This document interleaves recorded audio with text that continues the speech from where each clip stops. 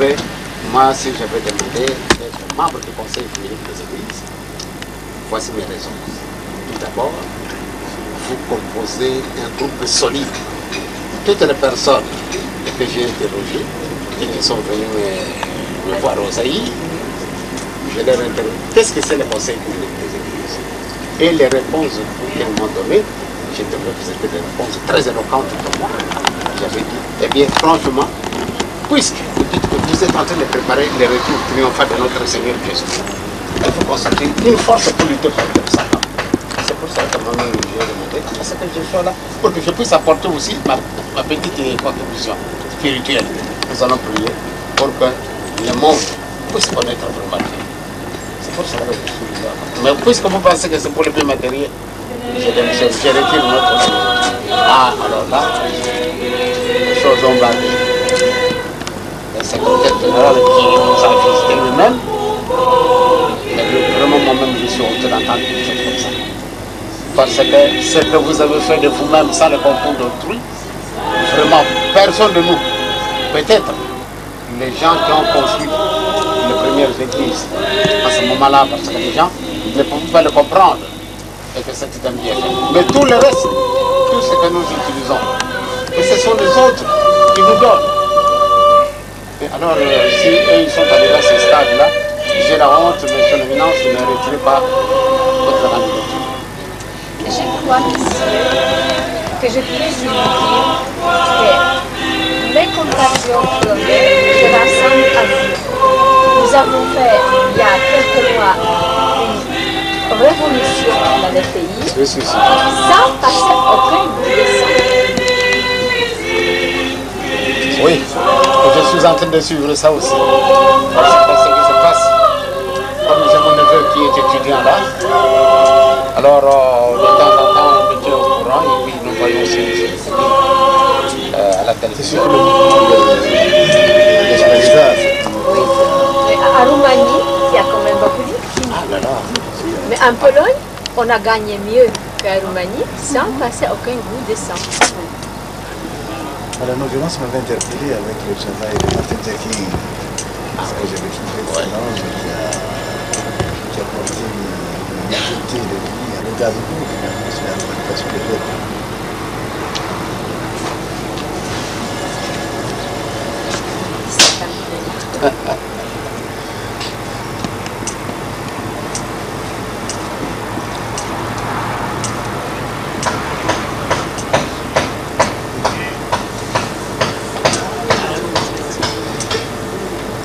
Mais le mouvement climatiste, il faudrait qu'ils soient connus, qu'ils publient, qu'ils me donnent des documents, que nous puissions... Vous savez, nous avons été suffisamment étouffés.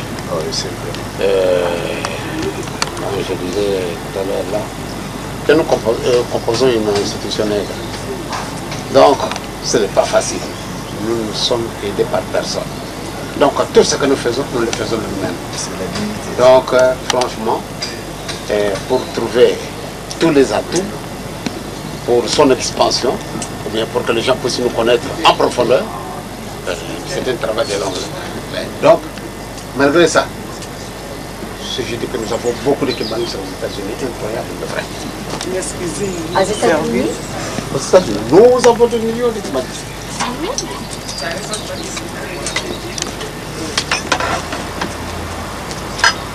Vous allez me donner les petits verres. Tout à l'heure, vous m'avez vu vous aussi. Merci. Nous avons beaucoup d'équipements. Et ici en Belgique, j'étais tellement content de voir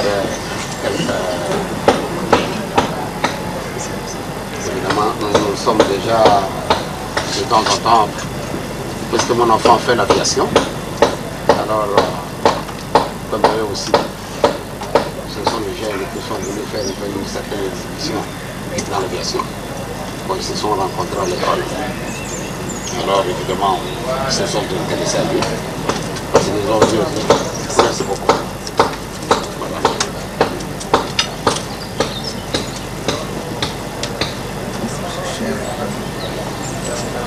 Alors, dès qu'ils ont demandé à mon enfant, parce qu'on était venu, il avait un comportement très différent. Non, ils sont responsabilités. Comment vous vous comportez comme ça? On dirait que tout ce que nous faisons ici, ça ne vous intéresse pas. C'est notre position chrétienne qui nous demande que nous nous comportons comme ça. Évidemment, mon frère a fait un petit étalage de ce qu'il connaît. Mais oui. Alors, dans notre territoire, mon papa, vous connaissez le mot? Non. Dans notre territoire, mon frère, votre frère.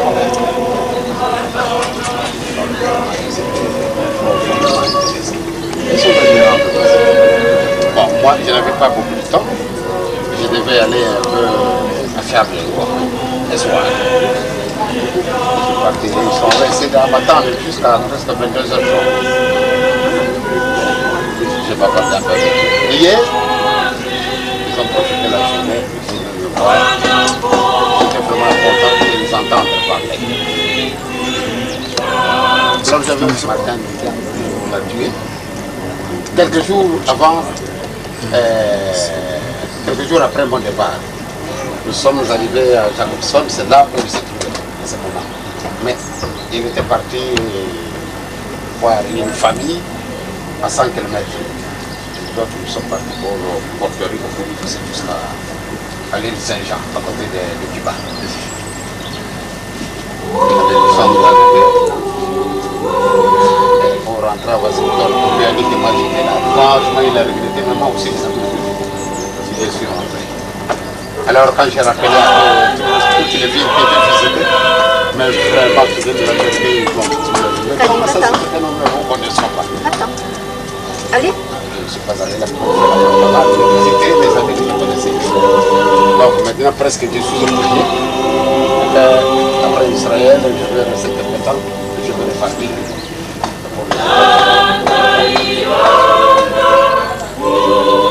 Mais en France, vous revenez quand? Le mois prochain, dès que je quitte Israël, je reviens ici. Et je reste un peu longtemps. Ah, d'accord. Je reviens ici dans cette maison? Mais je pense bien que vous êtes tellement accueillante, vraiment je suis attiré.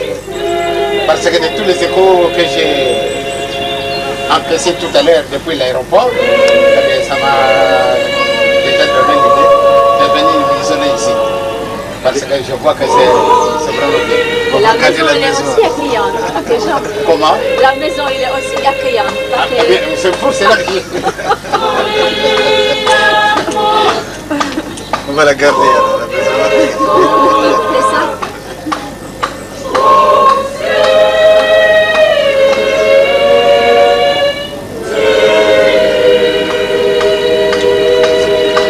C'est dans deux yeux. Comment? C'est dans deux yeux, des boulangeries dans deux yeux. Dans le paradis. Ça. Hein? Non, oui, bien sûr.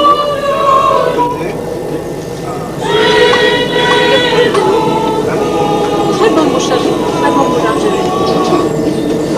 Et l'autre boulangerie aussi, très bon, c'est à côté d'arbre. Les croissants, là-bas, sont blancs. C'est magnifique croissant ici. Super. Spécialiste des croissants. Derrière de la gare, oui, à côté de la gare. 5 minutes d'ici à pied. Oui.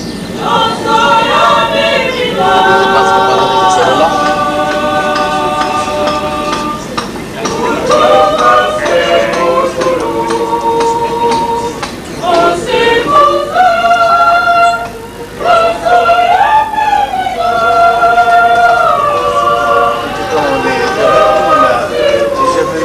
D'aller voir cette aperçue. Vous êtes quoi avec?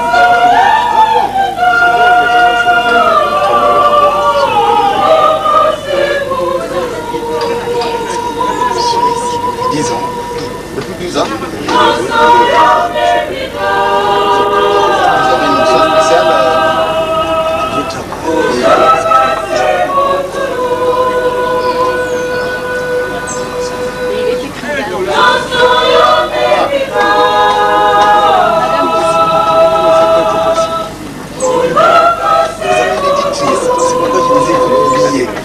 On est des bons théologiens qui m'ont dit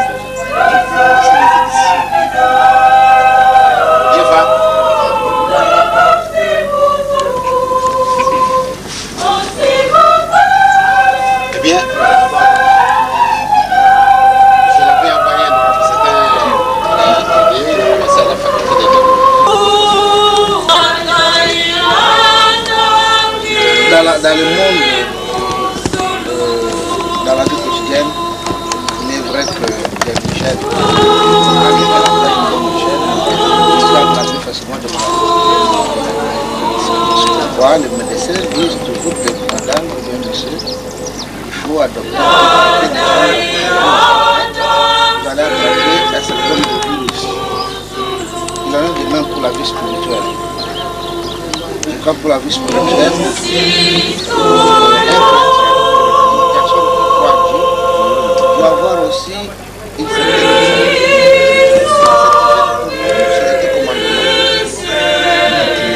commandement de Dieu nous rapproche davantage de sa vie. Et ça nous épargne énormément de choses, c'est-à-dire que dans ce monde ici, où les gens sont heureux, les gens font n'importe quoi. Alors, quand on voit les gens,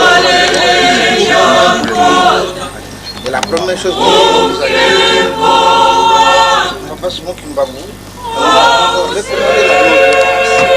Cette non-violence, nous l'avons retrouvée dans la parole. Et je crois que la sœur connaît bien.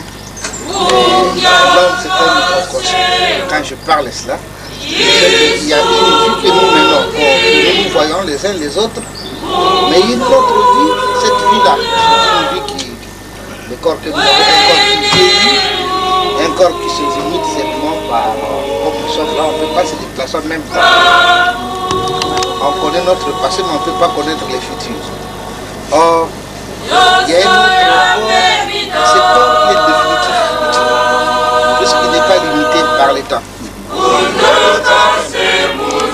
Et Dieu, lorsqu'il a créé l'homme, après avoir créé toutes les créatures, il a doté celui-là avec quelque chose de très particulier. C'est qu'il a créé selon sa propre ressemblance.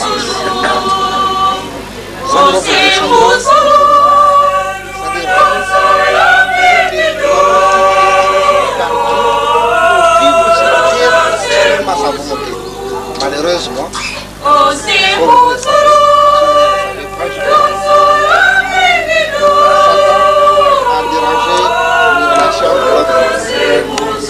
l'homme a écouté le dire de Satan et nous vivons la pêche. Oui. Et est-ce que je peux poser une question? Réponds-tu, madame?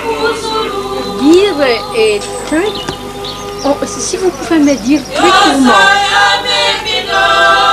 quelle est l'idée, quel est le mot qui conduit votre vie vers le Dieu et vers vivre sur le terre quel est le mot qui est le principe pour vous? Alors pour nous, je vais vous dire, puisque vous avez dit de dire, nous avons 3 mots clés. Le premier mot, c'est l'amour.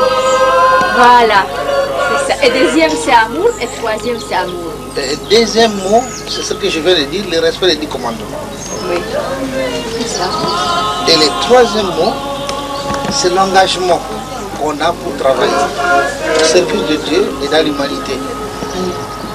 Donc voilà la base que nous avons. Je peux vous expliquer pourquoi l'amour, pourquoi le respect des 10 commandements. Non, on se comprend bien. Puisque vous comprenez, je suis très content. Oui, mais à vrai dire, deuxième et troisième, c'est aussi amour. Mais bien sûr. Pour réaliser deuxième, il faut aimer. Et pour réaliser troisième, il faut aimer aussi. Oui, je crois que Jésus l'a bien dit. Et dans l'amour, on trouve tout.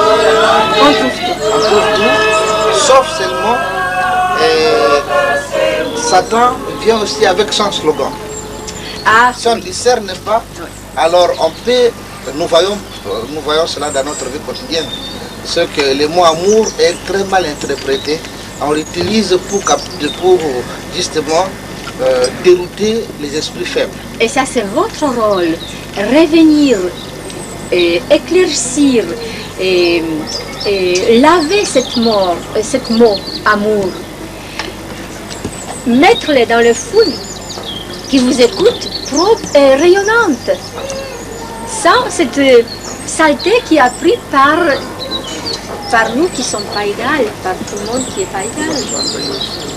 Est-ce que vous me comprenez ce que je Je veux vous dire? comprends très bien, madame. Vous savez, nous ce que papa Simon Kimbamou, ce que nous enseignent nos 3 papas, eh bien, chez nous, tout le monde est au même pied d'égalité. Puisque Dieu, vous savez ce qu'il a fait dans l'Ancien Temps, c'est que Dieu, malgré les péchés de l'homme, il est venu à travers son propre Fils. Et Jésus, lorsqu'il est venu sur la terre, ce sont des choses que vous connaissez, mais il n'est pas resté au ciel pour parler à l'homme. Il n'est pas resté quelque part. Il est venu vivre, naître et vivre la vie de l'homme. Et nous montrant qu'on peut vivre cette vie-là, mais sans être sous la houlette de Satan. C'est l'exemple que Jésus a montré. Est-ce que vous savez qu'en Pologne, il y a Madonna, Santa Madonna, qui est reine de la Pologne, qui a un visage noir? Est-ce que ça veut dire ça? Par l'histoire, je sais ce qui se passe, mais elle a un visage noir, monsieur. Et c'était reine de la Pologne.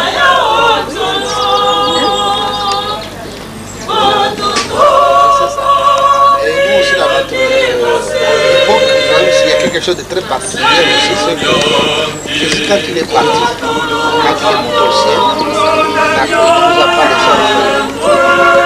Il a donné une promesse à ses disciples, à ses apôtres, qui s'est lamenté humainement plus que quelqu'un qui est avec lui, qui veut mourir.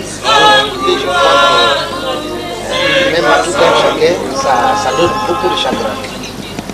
Jésus a promis un autre consolateur, c'est-à-dire que le Saint-Esprit devait venir. Le reverend Marcel me comprendra encore mieux. Il y a beaucoup d'exégètes, moi-même je me suis forcé pour approfondir les langues anciennes, qui commettent énormément d'erreurs. Parce qu'ils croient que ce que Jésus a dit dans Jean chapitre 14, c'était une puissance. Le Saint-Esprit, c'est vraiment une personne réelle de la Sainte Trinité. Parce que quand il a dit, je vous enverrai d'autres consolateurs, qui va rester avec vous, qui va vous consoler. Je ne crois pas que ces attributs-là, ces termes qui sont employés, ça ne peut pas être désigné à une simple puissance. Mais vous ne pensez pas que Jésus, il est toujours entre nous? Bien sûr. C'est peut-être lui qui a dit que lui restera. Parce que malgré 2 ans, 2000 ans passés, il a beaucoup plus croyante sur l'Église. Il est plus large toujours. Malgré que le diable, qui était dans mes yeux Kreml, à l'époque, il veut tuer tous les chrétiens. Il ne permet pas, même prier ensemble dans l'église. Il a fermé toute l'église à Soviet, à Russin. C'était le territoire d'une moitié d'Europe. Les croire, c'était interdit croire. Et voilà, qu'est-ce qui s'est fait passer maintenant? Une véritable explosion, une véritable retrouvaille Et voilà. de ce qu'on a perdu hier, mais on est en train de le récupérer. Et ce n'est pas facile non plus, parce que j'ai eu pas mal d'entretiens avec certaines personnalités en Europe. Ils regrettent qu'il y a eu un temps vraiment mort où c'est difficile de voir les gens qui s'intéressent encore à Dieu. Et c'est comme ça que les églises sont vidées. Vraiment, ils regrettent. C'est que quand ils arrivent en Afrique, ils trouvent le contraire. Que les églises là sont vraiment inondées. Et ici, dans le cas de Genève, j'ai vu, je suis allé récemment dans une église catholique qui est justement à côté de là où je reste. Vraiment, j'ai trouvé qu'il y avait 8 jeux, je pense 12 vieilles dames. À leur sortie, ils étaient intéressés par moi. Alors je suis allé la soutenir. C'est vraiment curieux, d'où venez-vous? Et voilà comment nous autres, nos églises sont vidées. Les gens ne viennent pas, nous qui sommes de l'ancien temps, seuls. Voilà. Et puis quand nous sommes arrivés aussi à l'église, nous regardons nos montres. Ils prêchent un peu trop longtemps. Depuis longtemps que nous sommes là, nous voulons déjà rentrer à la maison. Or que dans les temps, ce n'était pas comme ça. Et vous ne trouvez aucun enfant. j'ai connu quelqu'un qui était notre faculté de théologie. Alors je lui ai posé la question, mais vous avez des enfants et vous venez seul à l'église. Et vous, pourquoi vous avez laissé vos enfants? Je dis, oh, quand je leur demande de venir, ils trouvent là, laissez-nous dormir. Alors quand le temps est là, nous venons. Je dis, vraiment vous êtes forts. Puisque vous nous avez appris en Afrique, quand papa et maman partent à l'église, vous nous demandez à ce que nos enfants nous accompagnent. Parce qu'après votre vie, ce sont vos enfants qui vous remplaceront.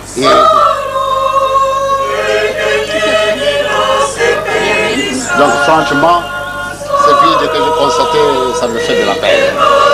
Et quand j'ai des amis à côté de moi, quand on leur parle de Dieu, ah là, éminence, ça c'est déjà passé. C'est déjà passé. Alors un tel langage, alors je suis tellement profond. Alors pendant la fin de fête, quand vous vous sentez, oui c'est vrai, nous manquons quand même à notre devoir. Mais aux États-Unis, c'est curieux. Quelque chose qui m'a impressionné. Quand j'étais à Boston, j'ai vu une centaine de jeunes qui défilaient au cours de route, criant après Jésus. Alors c'était un geste qui m'a touché. À Boston. À Boston. Alors franchement, j'étais attiré. Ce sont des jeunes.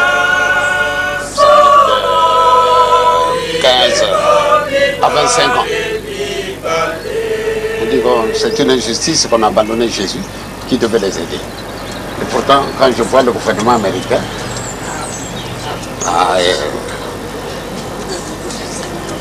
on dirait vraiment que c'est un gouvernement dirigé par le chrétien, enfin les États-Unis. Parce que quand j'ai vu les astronautes qui sont allés à la Lune, à leur descente, première réaction de prier. C'est un geste qui m'a fortement touché. Et quand je vois aussi quand le président Bush devait prêter serment, on devait prêter serment sur la Bible là, je dis bien, ces gens-là, ils n'ont jamais oublié. Donc si, comme en Angleterre, c'est la même chose. Parce qu'en Angleterre, on dirait que l'Église a une place de choix. Mais partout ailleurs, je crois qu'on dirait qu'on se trouve au point mort. Mais nous espérons beaucoup que le Seigneur est là pour la remise de toutes ces choses. Et que vraiment nous puissions remettre un peu ce que nous avons perdu. Les églises catholiques, on retrouve beaucoup plus ce problème-là dans l'église catholique que dans les autres. Ah bon?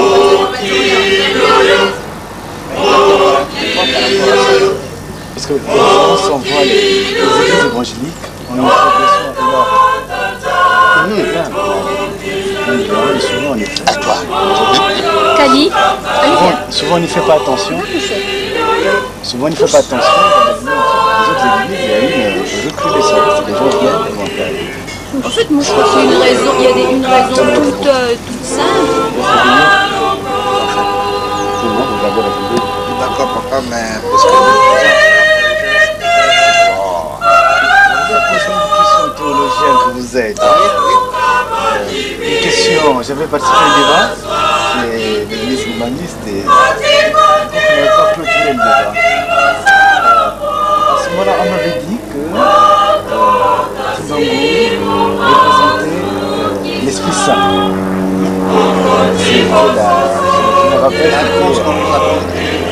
C'était le débat même.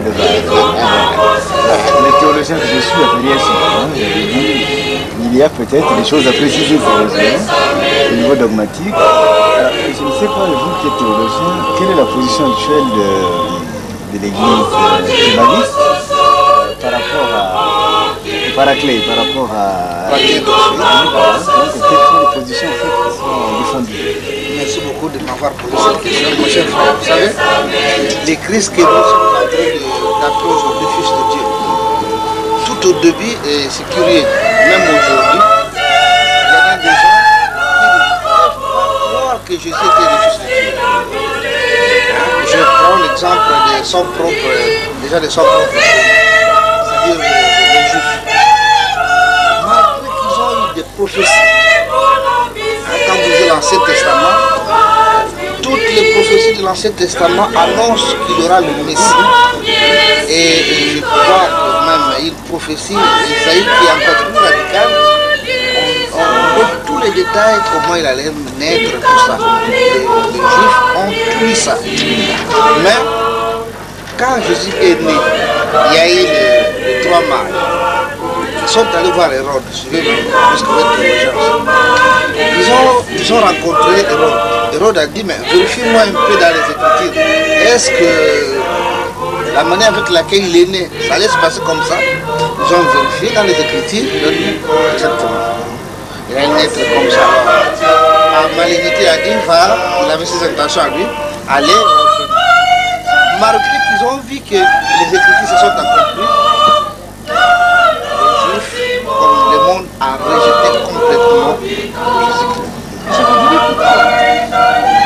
Parce que, logiquement, si ils ont arrivé à croire, ils n'arriveront pas à vivre avec l'épée, avec soi-même. Parce que c'est eux qu'il est crucifié. Alors crucifier un fils de femme normale, c'est pas la même chose que crucifier le fils de Dieu. Ils peuvent avoir peur de soi-même, ils peuvent avoir doute de soi-même. Vivre avec conscience comme ça, c'est trop dur.